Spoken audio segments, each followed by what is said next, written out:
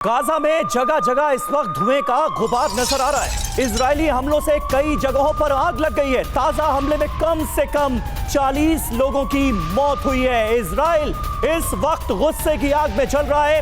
लगातार बदले की कार्रवाई का सिलसिला गाजा में जारी है। ताजा हमले में 40 लोगों की मौत हुई है और 100 से ज्यादा लोग घायल हुए हैं। गाजा सिटी की तस्वीरें इस वक्त हम आपको दिखा रहे हैं, जहां पर कोहराम बरपा है इजरायली हमलों के बाद।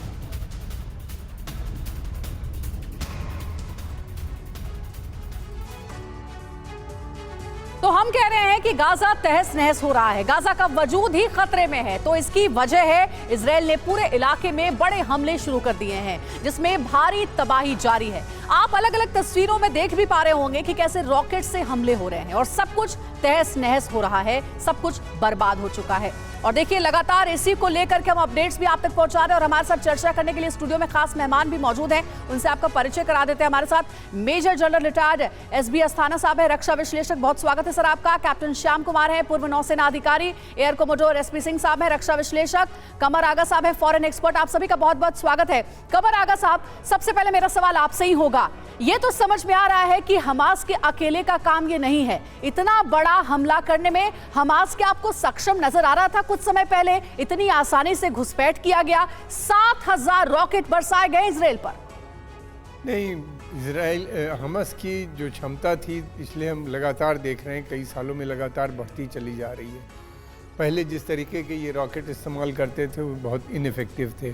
उनकी क्वालिटी में भी इम्प्रूवमेंट हुआ और फिर उसके बाद उनकी ट्रेनिंग और उनका जो जज्बा था वो भी बढ़ा, क्योंकि लगातार गाज़ा के ऊपर अटैक भी हो रहे थे पिछले काफ़ी समय से।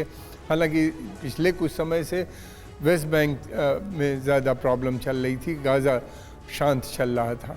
इनको टाइम मिला, इन्हीं ने वेपन भी इकट्ठा किए, रॉकेट्स भी बहुत से बनाए और फिर उसके बाद इन्हीं ने ये प्लान किया पूरा ऑपरेशन। इनको सपोर्ट जो कुछ थी वो ईरान की थी, मगर ईरान इतनी दूर है, वेपन तो उनके पास है नहीं, कोई ईरानियन पहुंचा नहीं सकता वहाँ तक। लेकिन ये था कि पूरी सपोर्ट, मॉरल, मटेरियल सपोर्ट के बारे में मैं नहीं जानता, लेकिन मॉरल सपोर्ट थी और हो सकता है कि बाहर से और दूसरी सपोर्ट भी ईरान मुहैया कर देता। बिल्कुल।